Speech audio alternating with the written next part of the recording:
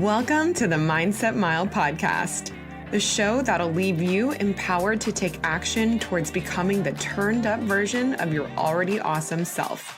I'm your host, Aisha Zaza, and I'm so glad you're here. Let's go.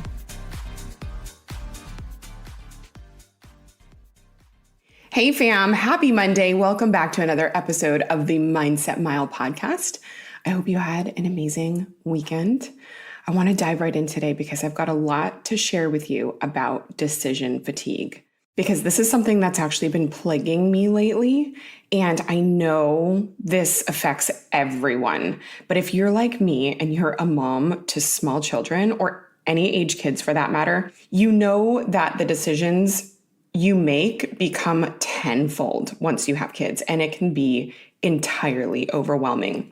When I even try to articulate this to my mom, like sometimes what I feel stressed or overwhelmed or exhausted by, she has a really hard time understanding where I'm coming from, because back in the day, as her generation would reference it, there was just simply less to be overwhelmed by. Not to say parenting was easy ever, but there was no seeing how other people did it by the way of social media. And there wasn't this constant demand to be your household's nutritionist, doctor, educator, financial planner, and all the other hats. In many ways, things were just much more simple, and for better or for worse, I think people trusted information and professional guidance a lot easier back then. There wasn't this need to be looking up every single ingredient in your kids' food, in their medicine, or make heavy decisions like weighing the cost benefit of homeschool. And those are just some of the bigger topics, never mind comparing all of these baby products that are out there now, and kid devices and carriers and strollers and breast pumps and monitors. And oh my God, the list just goes on and on and on. And with so many options for every single item you're considering, it's no wonder modern parents feel so confused and overwhelmed. But as I mentioned, this is not exclusive. This episode is not exclusive to being a parent. You don't need to be a parent to fall victim of decision fatigue in our age of overstimulation, overinformation, marketing giants, and the desire for instant gratification. Even the smallest decisions can feel completely overwhelming. So the term decision fatigue was first coined by social psychologist Dr. Roy Baumeister. And it simply means that the more decisions we make, the more difficult making our next decision becomes. So he discovered that humans have a finite amount of willpower, and that willpower wears away as we make decisions throughout the day. And for most people, this starts the second they become conscious for the day and contemplate their first decision upon the alarm going off. Do I hit snooze or do I get out of bed? And from there, our mental battery begins to deplete one decision at a time. And the less you prepare, the more you will need to make decisions last minute. Like, what should I wear today? Should I pack my lunch or should I buy it? Do I have time to get gas on the way to work or should I get it on the way home? Do I have time to make the bed quickly before I leave? These may sound like really trivial decisions, and sure, they are in relation to a lot bigger issues that take our focus and energy, but they are nonetheless decisions your brain is needing to make. By the end of the day, your mental battery is low or drained, which is why it makes it so easy to grab takeout for dinner or junk food or comfort food if you don't have food prepared. Or you take your work clothes off at the end of the day and you add them to the pile at the foot of the bed or thrown on the chair in your room, and you leave the dishes in the sink instead of cleaning up at the end of the night to start fresh the next day.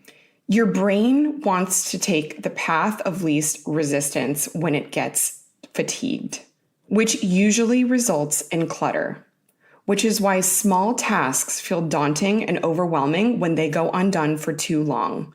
And it perpetuates this cycle of decision fatigue when you're constantly deciding about things like, should I actually sort through that pile of mail finally? And then you don't. And then it goes another day as an open tab in your brain. So how do we help ourselves when it comes to this brain stress and decision fatigue? I read once that everything in your environment competes for your energy and attention. As someone who cannot function with a cluttered environment, I felt this in my bones. When my house is a disaster and all I can see are the things that need to be addressed, I just can't relax. I can't play. And I'm not saying that my house needs to be in perfect condition all the time. Our home is definitely lived in, but like I can't let it go. I can't let it linger for days without a reset and just go on like I'm not having a mini panic attack inside. Do you feel me on this at all, or is this just me? So my first piece of advice to you is reduce the clutter. Reduce the clutter by getting rid of things you truly do not need or do not want, and reduce it by making sure everything has a home, and I'm doing air quotes in front of home. Make sure that everything has a home to be put into. So what I mean by that is a home can look like baskets, drawers, plates, dividers, cubbies. This is the easiest way to know where to put things and when things are out of place. So let's say, for example, if your family takes their shoes off at the front door, the shoes need to get a basket or some sort of shoe storage where they aren't just strewn about. They need to live somewhere. Okay. So they need a basket. So if the shoes are outside of the basket, this means they are out of place. They go inside the basket, not just in a general area where they are laid about. Or if your kids have a corner of the living room where some of their toys or their books live, they don't just get piled in the corner at the end of the night. Give them a place to live. Get a basket or a bin, and that way you can easily put things in and take out of. And also, it makes things a lot easier to move. And you can do this down to your drawers. You've probably heard me say this a million times. One of my strongest and favorite habits is making my bed every morning. I love starting my day getting something productive done. And I love the mental clarity I feel when I walk into a tidied room. And I love slipping into a made bed every night. I live for my Cozy Earth bed sheets. They are high quality and luxurious, from the way that they look to the way that they feel.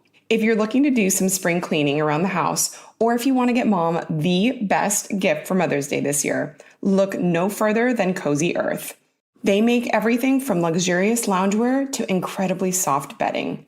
And great news, Cozy Earth provided an exclusive offer for my listeners. You can get 35% off site-wide when you use the code MindsetMile. Enjoy! A drawer might seem like a place for something to live, which, yes, it is. But tell me an unorganized junk drawer doesn't stress you out, especially if this is something that you're opening multiple times a day to get pens or tape or a tape measure or stamps, or this is where you keep your checkbook or your scissors. Okay, even in our junk drawer or catch-all drawer, I have little dividers or cases for things to live. So the scissors and the maybe tools that we use kind of frequently around the house, like a screwdriver, they all have a little area in the drawer to live. I don't just throw them in there with everything. Pens and pencils and markers, they each have divided little areas so we can easily grab them, and you're not constantly searching for something that's right there but still is eating up your brain space to try to sort through. And even still, that drawer with its organization is going to get organized naturally after a while. But that's what's great about having even a loose system for housing items, is that it takes much less time to clean and organize than if you didn't. Okay, so everything needs to have a home, and that is how you identify if something is out of place. My tip number 2 is minimize your wardrobe. I love fashion and I love clothes, but honestly, I think I wear the same 3 to 5 staple outfits like 90% of the time. Over the years, it's made me really like having this less is more approach to my closet.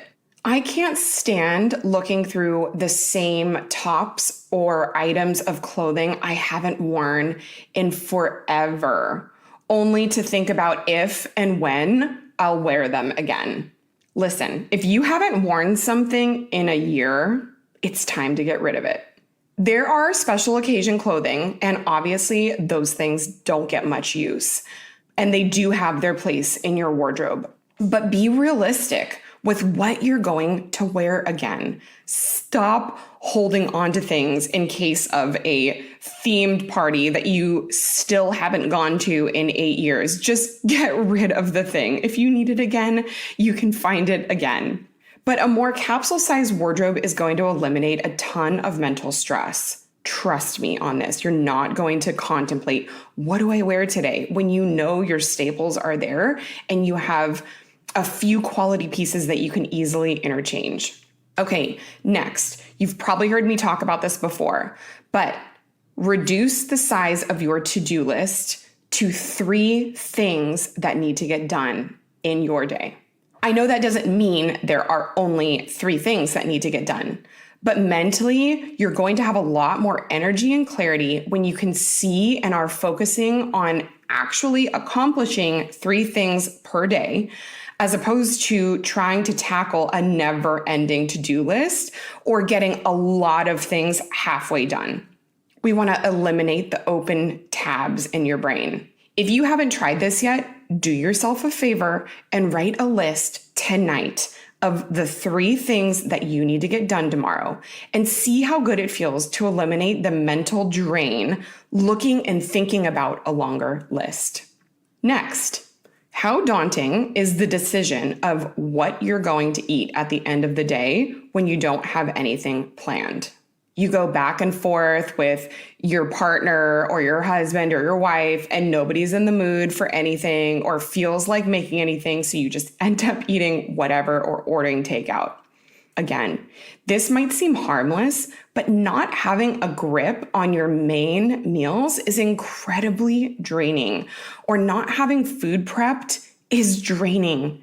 If this is something that you've been wanting to do for a while, trust me, spend a little bit of time picking recipes and easy things for you to go to when you don't have a lot of time and don't want to get super creative. Because you're not only having to decide what to eat at the end of a long day, you're needing to figure out what you need to make said meal, if you should just make it, or if you should Grubhub some food, or if you should even be spending money on eating out again. You need a few simple options that you can go to when you don't have food ready. And I put an episode out not too long ago about setting yourself up with meal prepping. So if you want more details on that, go back and check out episode 91. Lastly, I want to suggest doing a major social media audit. I love social media for the connection and digestible access to information and the inspiration that we can get from following people and certain brands. But let me tell you, following too much of the same content is exhausting. How many meme accounts are you following? How many fashion bloggers are you following? How many parenting pages, nutrition pages? I mean, think about the information overload that you are scrolling past. And maybe you think that you're just scrolling, but your mind is taking all of this in. And when you have too much of the same information, a confused mind shuts down. While these accounts might be sharing good and relative information, are you doing anything with it? Or are you just feeling overwhelmed with the overlap of similar information and not knowing which is actually best for you, right? Like, okay, I'm follow these fashion bloggers because I like their style. Now they're all posting about jean shorts for summer. Well, do I get these jeans or do I get these ones? Do I get this set of shorts or do I get this one? These are a little cheaper, but I like the way these look. Oh my gosh, you guys, the decisions down to like the clothes we buy are overwhelming when we have too many options. So I want to encourage you to do a social media audit. I promise you, it is okay to let certain things go on social media. You won't miss it, and you will appreciate having a less is more approach to the information that you are absorbing. So many minutes and so many hours a day and a week that you spend online. So I hope this helps you with your decision fatigue. I know how overwhelming it can be, and not really knowing how to get a grip on it is daunting in and of itself. So if this episode spoke to you, please send it to someone who needs this information and share it on your social media channels. Tag me in it so I can see what episodes are speaking to you. And of course, hashtag Mindset Mile. I love seeing your beautiful faces. I will see you next week. And until then, make it a great day.